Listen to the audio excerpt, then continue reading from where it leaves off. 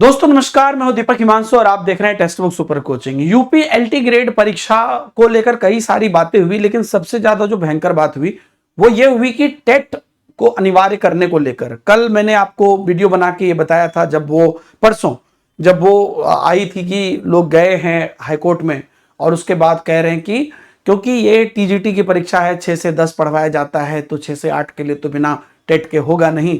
KBS सब भी CTET paper 2 मांगता है, तो यहां पे भी टेट पेपर 2 होना चाहिए, यूपी टेट या सीटेट पेपर 2 होना चाहिए। तो यूपी एलटी ग्रेड में ये वाला चीज मामला कोर्ट में गया है। मैं एक बात आपको बताता हूं दोस्तों, हित में कोई बात हो तो उसमें कोर्ट में जाना समझ में आता है चीजें, और इस पर क्या परिणाम हो सकता है, क्या चीजें हो सकती है, इस ये वीडियो पर मैं आप लोगों से भी कमेंट चाहूंगा। और जो लोग कोर्ट गए हैं उनसे भी मेरा हाथ जोड़ के कुछ रिक्वेस्ट है। यहां पर लिखित परीक्षा जो सब्जेक्टिव टेस्ट, वो एक उचित चीज नहीं है, जिस पर हम लोग लगातार आवाज उठा रहे हैं कि सब्जेक्टिव आप लीजिए, आपको 2 लेवल लेना है, प्री मेंस लेना है लीजिए, लेकिन आप उसको ऑब्जेक्टिव कर दीजिए।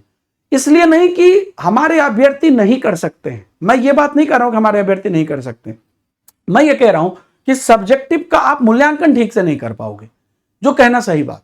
और रही बात, ठीक है हमारे अभ्यर्थी को प्रैक्टिस नहीं है उन चीजों की, ये बात भी है, ऑब्जेक्टिव की प्रैक्टिस है, लेकिन उससे भी बड़ी चीज ये है कि आप मूल्यांकन सही से नहीं कर पाओगे, उसको लगा दोगे फिर 2 साल उसमें। ये चीज पर आवाज उठाना ठीक है और इसमें कोई बड़ी बात नहीं है, सरकार अपने पैटर्न को ये कर सकती है। दूसरी चीज कि लगातार उसको लेकर अभी कल आपने देखा, एक और मैंने वीडियो बनाया था कि किस प्रकार से कंप्यूटर जो उसके टीचर हैं उनके अंदर आईटी को नहीं रखा गया, उस पर मामला चल रहा है। मैं कह रहा हूं कि अपनी आपको उसमें शामिल करने के लिए जो आपके हित की बात है वो आप कर रहे हैं, समझ में आ रहा है, या उचित बात कर रहे हैं। लेकिन जबरदस्ती सरकार को यह कहना कि यूपी एलटी ग्रेड जैसे एग्जाम में आप जो है टेट इंप्लीमेंट कर दो।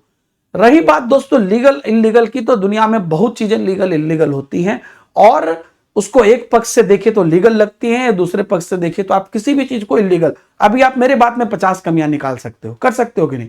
लेकिन वास्तविक बात यह है, जो भी लोग कोर्ट गए हैं सबसे मैं हाथ जोड़ के कहता हूं कि यह चीज कहां से उचित लग रहा है आपको, और क्या मतलब आप समझिए साइकोलॉजी।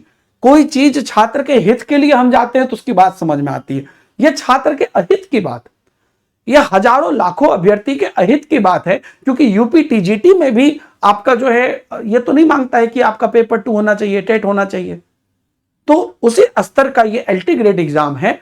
तो इसमें आप जबरदस्ती जब स्टेट में, और रही बात रूल की दूसरे एग्जाम से कंपेयर करने की, तो हर स्टेट में बहुत सारे ऐसे रूल है। बिहार में आप जाइए 75 नंबर पे सीटेट को पास मांगता है एससी एसटी को, अब बताइए रूल गलत है सही है। तो हर स्टेट का अपना कुछ एक दायरा होता है और अभ्यर्थी उस हिसाब से प्रिपरेशन कर रहे हैं, वेट कर रहे हैं।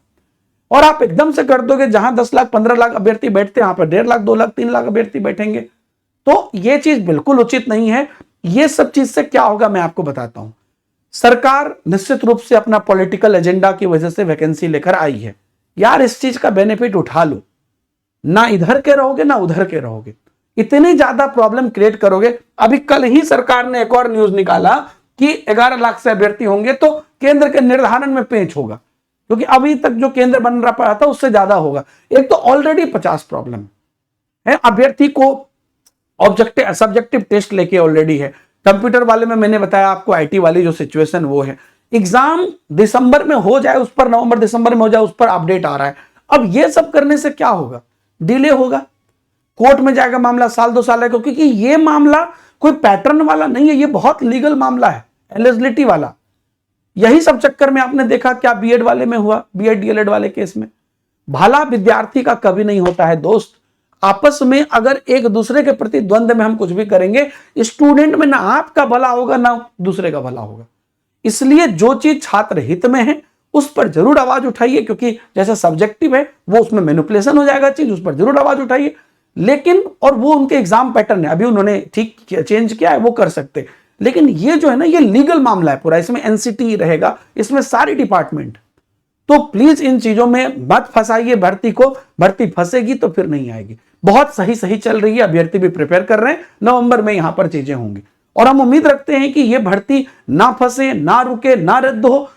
अगर इतने लोग उसमें जबरदस्ती लग जाएंगे तो फिर इसमें गड़बड़ा जाएगा।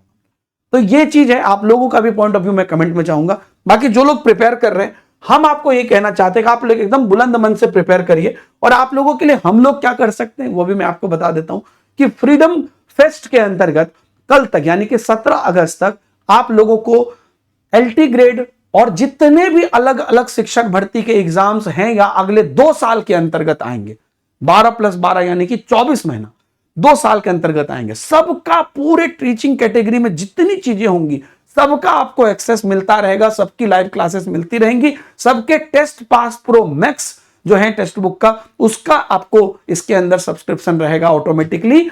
ये सब मिलेगा आपको सिर्फ 799 में 2 साल के लिए। आप सही सुन रहे हैं कि 2499 3499 नहीं है, सिर्फ 799 है। इसका लाभ उठाइए और अपनी एलटी ग्रेड की क्लासेस शुरू हो चुकी है, उसकी तैयारी करिए, कल को जीआईसी की करिए, दुनिया भर की सेंट्रल भर्ती, स्टेट भर्ती, यूपी टेट, सुपर टेट, मतलब हर पूरे टीचिंग एग्जाम्स की तैयारी करिए, पीआरटी, टीजीटी, पीजीटी, पात्रता, एक सब कुछ को।